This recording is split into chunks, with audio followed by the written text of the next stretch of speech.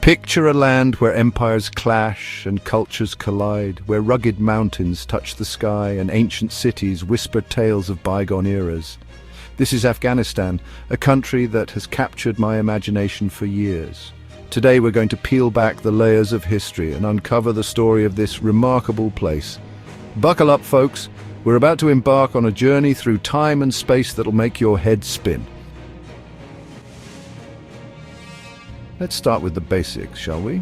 Afghanistan's geography isn't just impressive, it's downright mind-boggling. The Hindu Kush, a mountain range so massive it makes the Rockies look like speed bumps, cuts right through the heart of the country. These aren't just any mountains, mind you, they're natural fortresses that have shaped Afghanistan's destiny for millennia. But here's the kicker. Afghanistan isn't all rocky peaks and icy glaciers. Nestled between these towering giants are valleys so fertile they've been feeding civilizations since before recorded history. And let's not forget its location. Smack dab in the middle of Asia, Afghanistan is like that one house in the neighborhood where all the block parties happen. Except instead of block parties, we're talking about trade routes, cultural exchanges, and, oh yeah, invading armies. Now you might be thinking, when did all this craziness start?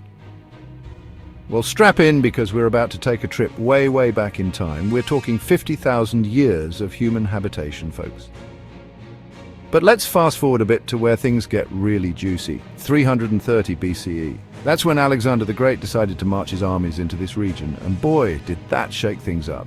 The result? The Greco-Bactrian kingdom, a wild fusion of Greek and Central Asian cultures that would make any history buff drool. But wait, there's more. Fast forward a few more centuries and Afghanistan becomes a hotbed of Buddhism. Those giant Buddha statues in Bamiyan, yeah, they were the rock stars of their time. Imagine monks in bright robes, their chants echoing through green valleys while traders from China to Rome passed through. It was like a spiritual and cultural superhighway. But hold your horses. We're just getting started. Let's zoom ahead to the 7th century CE. This is where our story takes another wild turn. Islam arrives on the scene, brought by Arab conquerors who apparently didn't get the memo about Afghanistan being hard to invade. Over time, the region becomes a powerhouse of Islamic learning and culture. Cities like Herat and Balkh, they were the Silicon Valleys of their day, but instead of tech bros, they were packed with scholars and poets. Just when you think things are settling down, bam, here come the Mongols. In the 13th century, Genghis Khan and his merry band of horsemen swept through Central Asia like a tornado through a trailer park. Cities were flattened, populations scattered. But here's the thing about destruction. It often plants the seeds of change. The Mongol invasion reshuffled the deck, mixing up political and ethnic groups in ways we can still see today. Talk about leaving your mark on history. All right, time for another leap forward. It's the 19th century, and Afghanistan finds itself caught in a new kind of mess, a tug-of-war between empires that never actually set foot in the country. Welcome to the great game, folks. This wasn't your average schoolyard scuffle. Oh no, this was a high-stakes struggle for influence in Central Asia between the British Empire and Tsarist Russia. Poor Afghanistan became the rope in this imperial tug-of-war, a buffer state whose fate hung on decisions made in London and St. Petersburg. The British, paranoid about Russian expansion, decided the best defense was a good offense. The result? Not one, not two, but 3 Anglo-Afghan wars. These conflicts redrew borders and reshaped politics, but at a terrible cost. The Afghan people's resistance to foreign occupation became the stuff of legend, a story that would repeat itself again and again in the centuries to come. As the 20th century rolled in, Afghanistan decided it was time for a makeover. Enter Amanullah Khan, a king with big dreams and even bigger reforms. In 1919, he gave the British the boot, scoring full independence for Afghanistan. Suddenly it was out with the old, in with the new. We're talking modernization, education reforms, the whole 9 yards. But, as with any makeover, not everyone was thrilled with the new look. The mid-20th century saw Afghanistan try on different political outfits. First, it was constitutional monarchy, very chic, very modern. Then it decided to go full republic, bold move. But these changes weren't just about swapping out the political wardrobe. Oh no, they came with their own set of drama. Political instability grew faster than a beard in Kabul. setting the stage for one of the wildest rides in the country's recent history. Just when you thought things couldn't get any crazier, wham! 1979 hits, and suddenly there are Soviet tanks rolling across the border. Talk about uninvited guests. The Soviets claimed they were just there to prop up the local communist government, but the Afghan people weren't buying it. Enter the Mujahideen, a group of freedom fighters who decided enough was enough. What followed was a decade-long conflict that made the great game look like a friendly match of chess.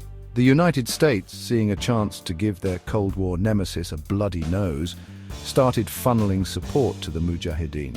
It was like a proxy war on steroids, with consequences that would ripple out far beyond Afghanistan's borders. Little did anyone know the seeds of future conflicts were being sown right alongside the resistance. After the Soviets packed up and left, Afghanistan found itself in a power vacuum so intense it could have sucked up a small country. Into this chaos stepped a new player, the Taliban. By 1996, these guys had taken over most of the country, imposing their strict interpretation of Islamic law. But their time in the spotlight was about to be cut short in a way no one could have predicted.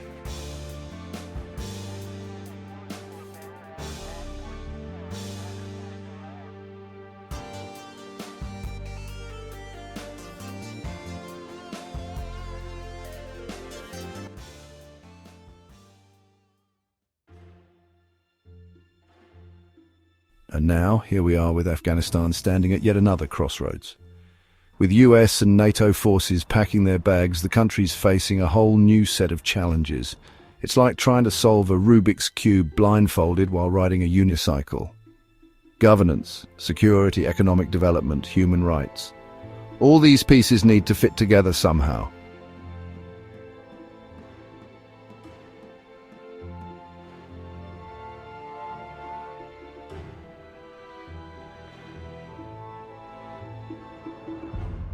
But here's the thing that never fails to amaze me, the sheer resilience of the Afghan people.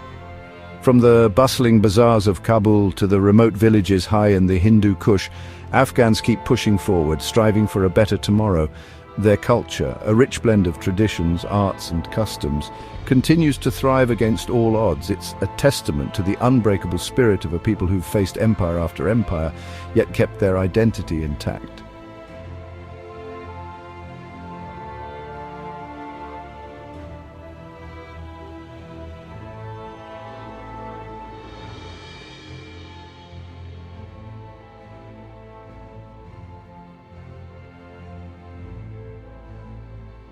As we wrap up our whirlwind tour through Afghanistan's past and present, we're left with a picture more complex than a Persian carpet. This land, shaped by towering mountains and the tides of history, continues to write its story. The tale of Afghanistan is one of struggle and resilience, of a people who faced down empires and emerged with their spirit intact. As Afghanistan grapples with the challenges of the 21st century, its future remains unwritten. But if history has taught us anything, it's that you should never underestimate the Afghan people. Their story is far from over.